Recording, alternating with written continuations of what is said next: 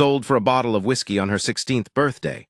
A cowboy found her and gave her a birthday cake. I want to tell you about a cake. Not a fancy one. Wasn't anything a bakery would have put in a window. It was just cornbread with a stripe of molasses down the middle and 3 dried currants pressed in for candles, because that's what I had. It sat on the edge of my bedroll in a tin pan, and the girl who got it looked at it the way a person looks at something they stopped believing existed. Like maybe it wasn't real and she was afraid to touch it and find out. That was November 1883. I was 52 years old, and I'd been alone so long it felt like a fact of nature, like hard ground or cold water. I wasn't miserable about it. A man can get comfortable with the shape of a life, even if the shape isn't much. Her name was Calla. I didn't know that for 3 days. She didn't give it to me. I had to earn it. Let me back up to where it started, which was a night I'd rather not revisit but can't seem to stop. I was riding down out of the Laramie foothills, late October, coming off a cattle push that had gone long and sour. 3 weeks passed when we were supposed to finish. 2 men quit on us in the mountains, 1 horse broke a leg on shale, and the rancher at the far end shorted us on wages and seemed amused about it. I had $41 in my coat pocket, and about that much goodwill left for the human race. I was riding the cutoff that dropped toward the flats, not the main road. The cutoff was half a mile faster, and I was tired enough that half a mile mattered. It runs along a dry creek bed, cottonwoods tight on both sides, dark as the inside of a boot. I heard her before I saw her. Not crying, that's what I want you to understand. She was not crying. She was running, and the sound I heard was her feet in the gravel and the ragged pull of breath in someone who has been running a long time and is not going to stop. I pulled my horse up and sat still in the dark and waited. She came through the cottonwoods at a dead run and hit my horse's flank with her shoulder and went down hard. I had my rifle out of habit before I even thought about it. She scrambled to her feet and faced me, and I could see in the thin, cloud-filtered moonlight that she was young, and she was bleeding from somewhere above her left eye, and she was not afraid of the rifle. That was the thing that got me. The rifle didn't even register. She looked right past it at my face. She said, "Are you one of Purdy's men?" Not a question, an assessment. I said I didn't know any Purdy.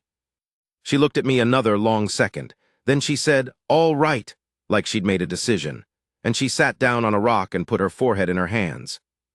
I sat on my horse and didn't say anything for a while. The wind moved through the cottonwoods. My horse blew and stamped once. I said, "You need to ride double or you need to walk." She lifted her head, said, "Where are you going?" I told her south, toward Red Fork, which was the nearest town worth the name, about 4 hours. She thought about it. She said, "Anywhere is fine." So she rode up behind me. She held my coat rather than my waist, fingers gripping the canvas, and she didn't say another word for 2 hours. I didn't ask. A person gets to hold what happened to them for as long as they need to before they have to explain it to a stranger. Red Fork had a livery, a general store, a saloon, a church that doubled as a school, and a boarding house run by a widow named Mrs. Erdal who had forearms like a blacksmith and a disposition to match. I'd stayed there twice. She charged honest prices and kept clean sheets and didn't ask what you'd been doing. I woke her up at past midnight. She came to the door with a lamp and looked at me and then at the girl behind me and then back at me with an expression I recognized. I'd seen it on women before when they were deciding whether to believe a man. I said, "She's hurt. She needs a room. I'll pay for a week." Mrs. Erdal looked at the girl again. The girl was standing straight, her chin level, dried blood in her eyebrow, dress torn at the shoulder. She looked back at Mrs. Erdal with the same flat, assessing look she'd given me in the cottonwoods. Mrs. Erdal stepped back from the door and said, "Come in then." I paid for the room, $14. I had 27 left. I did not go in. I didn't have any reason to go in. I tied my horse, found a corner of the livery with clean straw, and slept with my coat over me and woke when it got light. I told myself I was done. I'd done what needed doing. A man finds someone hurt in the dark. He helps them to shelter. That's where the obligation ends. I had enough money to get to Cheyenne and enough connections there to find work. The season was coming on cold, and I needed to be somewhere that had a winter proposition for me. I saddled up. I rode to the end of the main street. I sat there a while. I turned around. I don't know what I thought I was going to do. I went back to Mrs. Erdal's and knocked, and she let me in and gave me coffee at the kitchen table without comment, and after about 10 minutes the girl came downstairs. She'd washed her face and tied her hair back, and she had a cut above her eye that had scabbed over clean. She was taller than I'd realized. She sat down across from me and looked at me. I said, "I don't know your name." She said nothing. I said, "You don't have to tell me. I want to know if you're all right and what you're planning to do." She said, "Why?" I thought about it. I said, "Because I'm the one who brought you here and I'd feel better knowing you had a plan."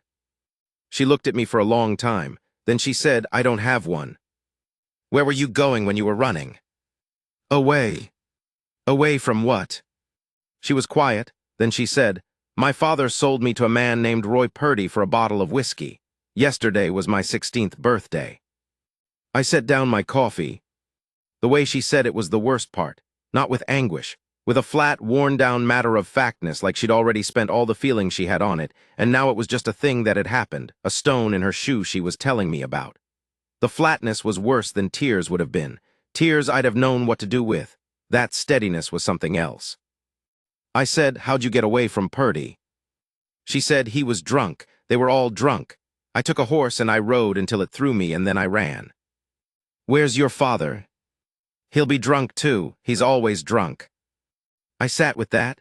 Outside, the street was starting to move, a wagon going by, someone calling to someone else. The ordinary sounds of morning in a small place. I said, "Do you have anyone? Kin somewhere, a place you could go?" She said, "No." I said, "All right." I didn't say anything else for a moment. I was thinking. I was 52 years old and I had $27 and no fixed address and a horse and a saddle and a rifle and a reputation for being a competent hand on a cattle push, which is not much to offer a 16-year-old girl who needs protection from a man named Roy Purdy. But it was what I had. I said, "My name is Dade Cutter. I've been a cattle hand most of my life, and before that I was a scout for the Army, which I'm not proud of, and I am not a good man in the way a preacher would mean it, but I'm a straight one. I don't drink. I keep my word. If I tell you I'll do something, I do it." I stopped. "I don't know what I'm offering exactly. But you need someone at your back, and I'm here." She was looking at me, really looking the way she'd looked past the rifle, like she was measuring something under the surface. She said, "Why would you do that?" I said, "I don't know." I turned around. Long pause. She said, "My name is Calla." That was the beginning of it. Let me tell you the middle, which was not easy, and then I'll get to the cake. Roy Purdy came into Red Fork 4 days later. He came with 2 men, and he came with paper, some written thing her father had put a mark on, though it wasn't worth anything legally, and everyone in the territory knew it. But Purdy was the kind of man who understood that most people will not stand between him and a piece of paper if he's big enough and mean enough about it. He'd been right about that most of his life. He hadn't met me. I knew he was coming before he arrived because Mrs. Erdal had a brother in Crestline who'd sent word, and Mrs. Erdal had more intelligence network than most territorial sheriffs. She told me over breakfast 2 days out. She said it plain. Purdy was not a man to talk down. He'd hurt men before. She said it with her arms crossed and her eyes on me, not warning me off but sizing me up, seeing if I understood what I'd gotten into. I told her I understood. "I want to be straight with you about what I felt those 2 days. I am not a man who frightens easy, but I am also not a man who pretends fear isn't real. Purdy's reputation was specific. 3 men he'd hurt were still hurting. One wasn't breathing anymore, and the sheriff in that county had done nothing about it because Purdy owned enough of that county to make nothing the easy answer. I cleaned my rifle. I oiled it and checked the load and leaned it against the wall and sat with it for a while. I wasn't performing bravery. I was just sitting with the fact of what was coming and letting it be real so I'd be steady when it arrived. There is a thing a man has to do before a hard situation. Not plan exactly, plans fall apart. You can't plan a thing you don't control. But you have to decide. You have to go to the center of yourself and ask what you're prepared to do and answer it honestly before the moment comes, so that when the moment comes you're not deciding anything. You've already decided. You're just executing what you know. I had decided the night I turned my horse around in Red Fork. I decided it again on the porch of Mrs. Erdal's the morning after, when Calla sat across from me and told me what her father had done, and I felt that flat fury in my chest, and I said, "All right." I had been deciding ever since. Every day I stayed, every night in the bunkhouse, every morning when I got up and fed the horses and worked the fence and ate at the table with these people who had become, without anyone planning it, something like my people. You don't get to keep things without defending them. That's a hard truth, but it's the only honest one. The world is full of men like Purdy who take what they can reach. The answer to that isn't rage and it isn't prayer. It's simply being willing to stand in the way. I was willing. Calla found me doing that. She sat down on the other side of the room and was quiet for a while, and then she said, "You don't have to do this." I said I knew that. She said, "I mean it. You didn't ask for any of this. You could ride out tonight and nobody would think less of you." I looked at her, I said, "I'd think less of me." She looked at the rifle. She said, "I know how to shoot." I said I knew. I'd watched her handle the mare we'd picked up for her, and you can tell by the way a person manages an animal whether they have practical sense or not. She had it. I said, "You won't need to, but I'll tell you where the extra shells are." Purdy came on a Thursday, just after noon. He came to Mrs. Erdahl's front door because that's where Calla was and he'd been told so. I was on the porch. I was sitting in a chair with my rifle across my knees, which is a clear statement, not a threat. A threat is when you point it at someone. A statement is when you just hold it and wait. Purdy was a big man, thick through the shoulders, a red face, a beard that needed cutting. He had his 2 men flanked out behind him, and they had guns and they knew how to wear them, which I noted. He looked at me, he said, "That's my property in there." I said, "No, it's not." He said the paper said otherwise. I said, "A paper your drunk bought from a drunk isn't a paper, it's a note. Notes aren't worth the spit that made the ink." He took a step toward the porch. I didn't move, didn't shift the rifle, didn't raise my voice. I said, "You take one more step and we're going to have a problem that can't be talked back from. I'd rather talk. You want to talk?" He stopped. Here is what I understood about men like Purdy that most people don't. They are used to people being afraid of them. Fear is their currency. The moment someone is not afraid, they don't know what to do. They're not cowards exactly, Purdy wasn't a coward, but they've never learned to operate without the fear out front of them like a lamp. Take the lamp away and they're in the dark same as anyone. I was not afraid of Roy Purdy. I was careful of him, which is different. I had run cattle through bad country, and I had scouted for the army, and I had lived 52 years of a hard life, and I was not going to be moved by a large man with a grievance and a bad piece of paper. I said, "That girl is 16 years old. Her father had no right to sell her, and you had no right to buy her. You ride out of Red Fork and we're done. You push this, I'll push back." Long silence. His 2 men looked at each other, then they looked at him. Purdy said, "You know who I am." I said, "I know what you are." He stood there another minute. His jaw was working. He wanted to come up those steps. Part of him was calculating it. 2 men, me alone, the numbers were his. But I hadn't moved, that's the thing. A man who knows what he's doing doesn't move, doesn't twitch, doesn't lean. He just sits in the chair and holds the rifle and waits. And at some point a man like Purdy runs the numbers, and the numbers say, "This one will shoot and he won't miss, and even if I take him there's going to be blood and noise and a sheriff, and I didn't come here for all that." He turned around. He said something to his men, low and mean, and they turned around too. They walked back to their horses. He got up on his, and he looked at me one more time, and I looked back at him, and then he rode. I sat on that porch another half hour. My hands were steady. My heart wasn't, but that's permitted. Mrs. Erdahl came out and handed me coffee and didn't say a word. She went back inside. The town had seen it. I'd been aware without looking of people on the street. A few men standing outside the hardware, 2 women who'd come out of the dry goods. They'd all seen Purdy ride in and they'd all seen him ride out, and nobody had come to stand beside me and nobody had needed to, but they'd seen. In a small town that matters. Not for pride, I don't care much about that, but because it becomes the record. What you did and what you didn't do gets written into the way people remember you. And that record follows you and it follows Calla, and it would matter in the years ahead. It mattered that he'd left. After a while Calla came out. She stood behind me and put her hand on my shoulder, just rested it there, didn't say anything. That was enough. We stayed in Red Fork 11 more days while I found work. There was a rancher named Tanner about 8 miles south who needed a hand for the winter, which was not glamorous work, fence repair, hauling feed, keeping the stock alive through the cold. But it was honest wages, and it came with a bunkhouse and a question. When I explained the situation to Tanner, an old, bow-legged man who had a face like dried leather, he was quiet for a while, and then he said the bunkhouse had a back room with a door that locked from the inside, and his wife could use help with the cooking and housekeeping if the girl wanted to earn her way. I said I thought she'd want to earn her way very much. Tanner's wife was named me. She was a small woman from Ohio who had been out here 20 years and had learned the territory the hard way and did not suffer fools, but was generous to people who worked and kept faith. She and Calla looked at each other the first morning the way women do when they're deciding something, and then me handed her an apron and pointed at a pile of potatoes, and that was that. I want to tell you about that winter a little. I want to tell you about it because it is not what you might expect. It was work, plain hard work. I was up before light every morning, and I came in after dark most nights, and I had enough soreness by the end of each week that the bunk felt like a cloud. Fence line in the cold is brutal work.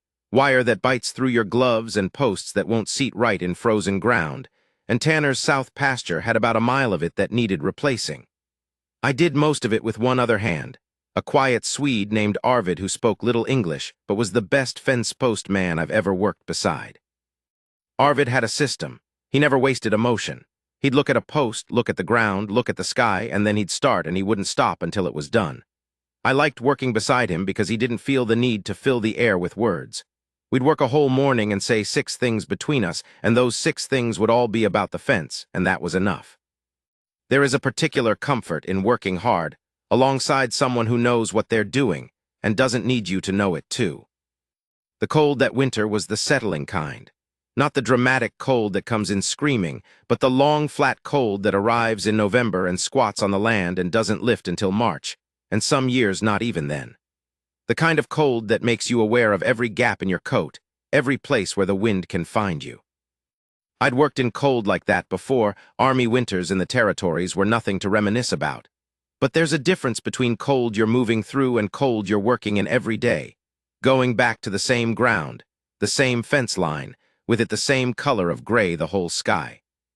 Some mornings I'd step out of the bunkhouse and I'd stand still for a minute and look at the frozen land, the way the light came flat and pale off the snow, and I'd think, this is mine for the winter. This work is mine. The horses in the barn are mine to care for. The fence is mine to fix. And there was a satisfaction in that, a deep one that I hadn't expected. I'd been a working hand most of my life. Someone else's land, someone else's cattle, someone else's decisions. And this was still someone else's land, technically. But Tanner had given me the full weight of responsibility, and something about carrying that weight felt different than anything I'd carried in a long time. On Sundays, we didn't work. That was Tanner's rule. Sunday, you rested. Me cooked a bigger midday meal, and we sat at the table together, all of us. And that is where I came to understand Calla the way you can only understand a person when you watch them in ordinary time. She was sharp. I'd seen that, but I hadn't seen how sharp. She had a quick mind that moved in 3 directions at once. She asked questions the way a person asks questions when they've been starved of answers their whole life, with a kind of urgent hunger, not rudely. She had manners, but she didn't let a subject alone until she'd turned it over and looked at the underside. She asked me about Ohio. She asked me about the army, which I told her some of and not all. She asked Tanner about the land, how he'd gotten his grant, what the cattle market was doing, what he thought would happen to the territory in the next 10 years. Tanner, who was not a man who expected 16-year-old girls to care about cattle markets, answered her seriously and then looked surprised at himself for doing it. One Sunday in December, I was telling her about scouting, not the parts I'm not proud of, just the craft of it, reading terrain, reading weather, reading the small signs a country leaves about itself if you know how to look. She listened with both elbows on the table, chin in her hands. Me was knitting. Tanner was half asleep in his chair. The fire was good. It was very still outside, and the only sound was the wind finding the corner of the house the way it always did, that particular low note. When I finished, Calla said, "Could you teach me that, the reading part?" I said, "What do you want to read?" She thought about it. She said, "Everything, weather, people, land. I want to know how to know what's coming." She paused, "So I'm never surprised again." I understood that. I understood it in my chest, which is where you understand things that are true. I said I'd teach her what I knew. And I did over time, not in formal lessons, nothing like that. Just, when we were out together, I'd say what I was seeing. The way the clouds were stacking in the southwest, what that meant by morning. The way a horse's ears moved when it heard something a man couldn't hear yet. The way a man carries himself when he's sure of himself versus the way he carries himself when he's pretending. She took it all in without making a show of it. After a while, she'd be the one pointing things out to me, and they'd be right, and I'd think, there it is. There's the person she's becoming. She learned to cook that winter. She already knew the basics, but me taught her to do it well. She learned to stretch a poor cut into a good meal, how to keep a root cellar, how to preserve. She learned to sew proper, not just mending. She helped me make curtains for the kitchen, and there was a day I came in from the fence line, and the kitchen had different curtains, and for some reason that small thing hit me harder than most things had hit me in a long time. The curtains were yellow, made from flour sacking that me had saved up, and the kitchen looked like a room where a family lived. I thought about what her father had done. I tried not to think about it too often because there is no useful place for that kind of rage, but sometimes it came anyway. It was November early. Arvid mentioned at supper that his wife's birthday was the next week, said it to me in his broken way, asking if she thought he could get to town to buy her something. Me asked when Kalla's birthday was, making conversation. Kalla was quiet for a moment, then she said October 31st. Me said that was 10 days past. How had none of us known that? Kalla looked at her plate.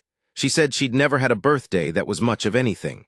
Her mother had died when she was small, and her father was not that kind of man. Me looked at Tanner, he looked at her, then he looked at me. I said, we'll do it tomorrow. Kalla looked up. I said, the day doesn't matter, doing it matters. That night I thought about what I had. I went through what was in the bunkhouse. I had cornmeal and I had molasses. A jar of it I kept because molasses and cornmeal biscuits were a habit from my army days. I had a handful of dried currants in a sack. That was my pantry. I got up at 4 in the morning when no one else was awake. I built the fire up slow so it wouldn't wake anyone. I made the cornbread in the tin pan, just a small flat one, and I let the molasses cool before I put it on so it wouldn't run. I pressed in 3 currants. I sat back and looked at it. It wasn't much, but I knew something then that I'll tell you plainly. It was the most deliberate thing I had made in 30 years. My hands had made fires and mended fence and dressed wounds and held rifles and done 100 practical things. But this was the first time in a long time I had made something for the specific purpose of making one particular person feel like she was worth something. That mattered, to me, I mean not just to her. It mattered to me in a way I hadn't expected. I put a rag over it to keep it from the cold, and I waited. She came downstairs before me did, like she usually did, to start the kitchen fire. She came through the door and I was sitting at the table and I pushed the pan toward her. She stopped. She looked at it, she looked at the currants, then at me. I said, "Happy birthday, Kalla." She stood there a long time. She put her hand out and touched the edge of the pan the way you'd touch something you weren't sure was real. Then she sat down across from me, very slowly, like if she moved too fast it would go away. She said in a voice that was not quite steady, "You got up early." I said I got up at 4. She looked at the cake again. She said very quietly, "Nobody ever," and then she stopped and didn't finish. She didn't need to finish, I knew. She reached out and took one of the currants and held it a moment and then put it in her mouth, and she looked at me the whole time, and what I saw on her face was not gratitude exactly. Gratitude was too small a word, and also too formal for what was happening. It was something simpler and more permanent, like a door that had been locked for a long time had opened, and she was deciding to walk through it. She said, "Thank you, Dade." I said it was nothing.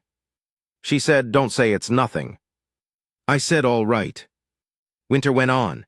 I want to skip to spring or I want to go slow, I'm not sure which because both are true. Spring came fast and hard that year, like it does some years in Wyoming, a week of mud and then sun and the smell of everything waking up, and by March I had an offer from Tanner that I had not expected. He wanted me to stay, permanently, or as near as counted.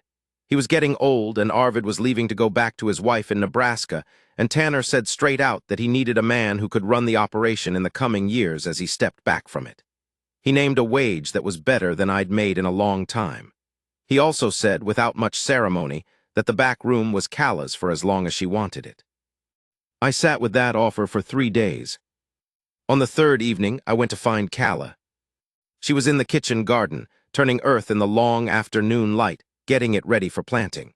She had a kerchief around her head and her arms were dirty to the elbow, and she was working hard, and she looked entirely in her place. I told her Tanner's offer.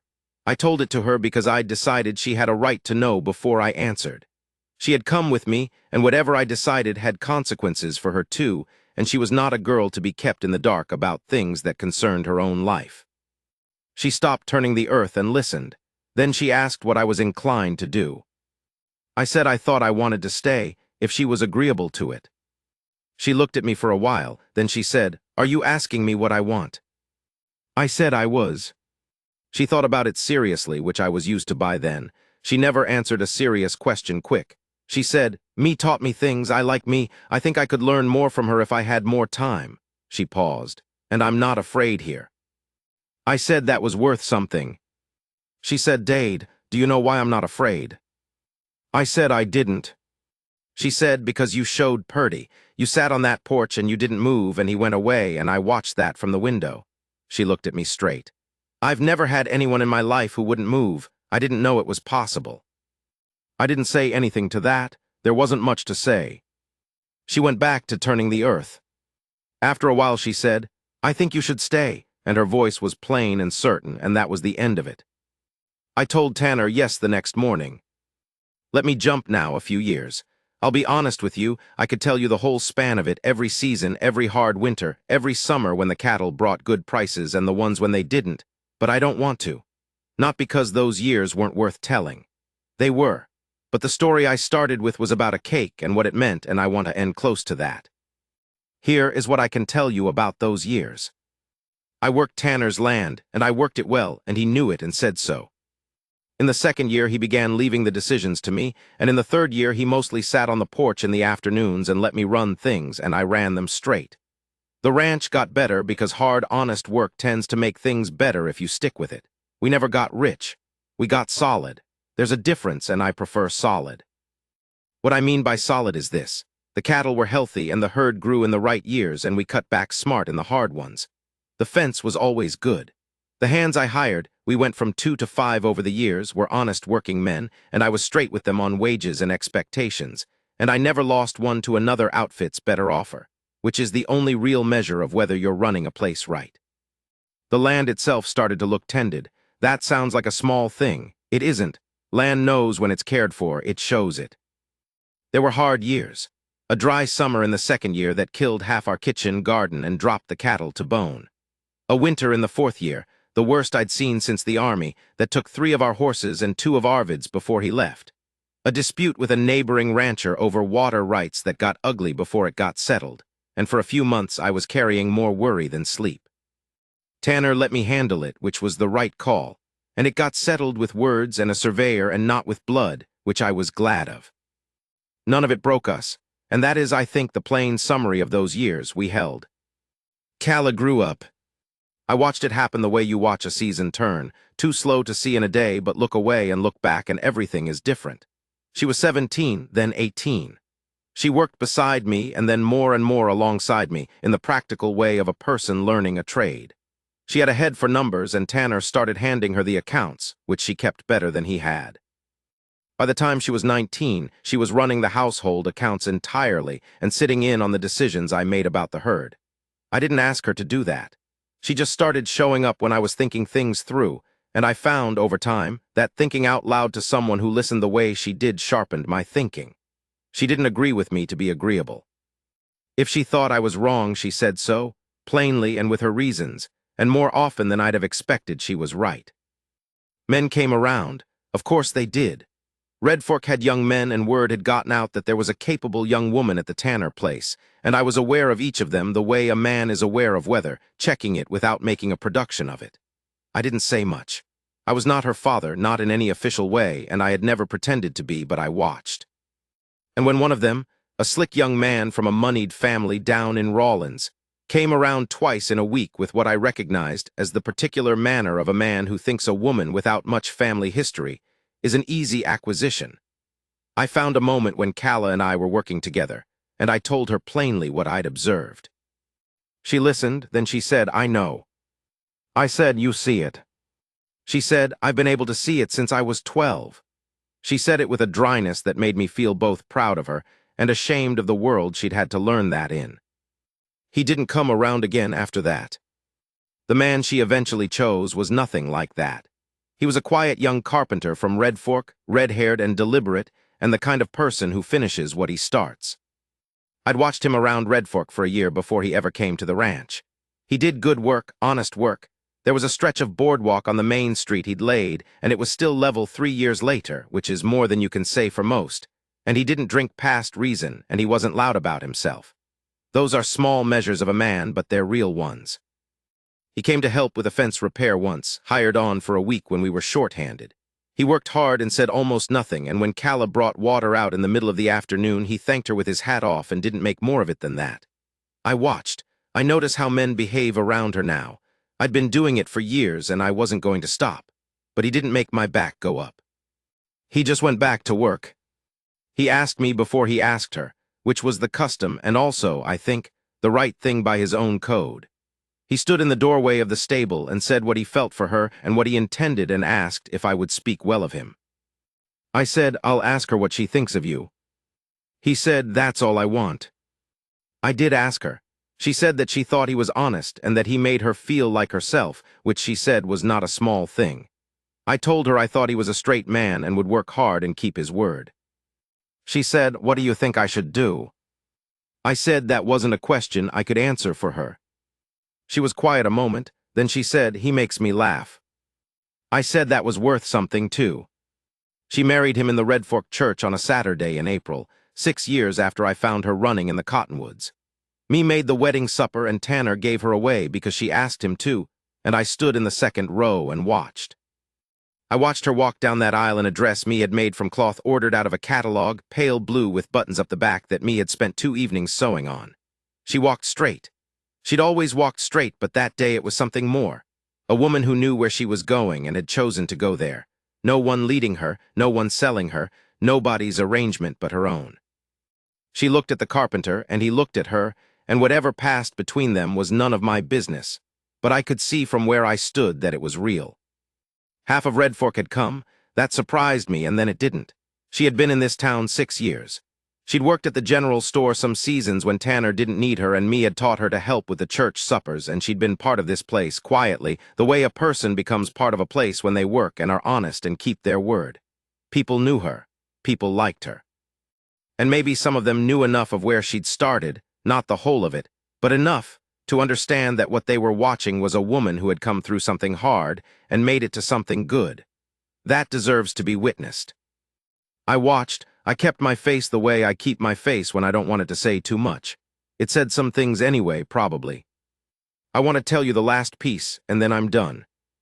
The night before the wedding, Calla found me in the stable doing what I usually did when I needed to think, which was brush the horses. I'd done it since I was a boy, something about the rhythm of it. She came in and sat on an upturned bucket and watched me for a while and didn't say anything, which was also her way. Then she said, do you remember the cake? I said, of course I did.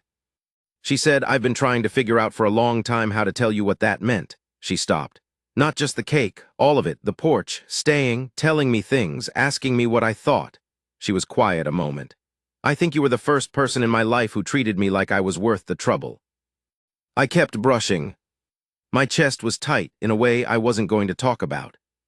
She said, I need you to know that I know what you gave up. To stay here, you could have gone anywhere. You were going to Cheyenne. I said Cheyenne wasn't anything, a place to look for work. She said, Dade. I stopped brushing. She was looking at me the way she'd looked at me in the cottonwoods, past the rifle, past the surface, at whatever was underneath. She'd been doing that for 6 years, and I was still not used to it. She said, I want you to stay here when I go. The land needs you. Tanner needs you. But also, she stopped. I want you to have a place, a real one. You've never had one. I said I'd thought about that. She said, I talked to Tanner. He's going to put your name on the deed. I set the brush down.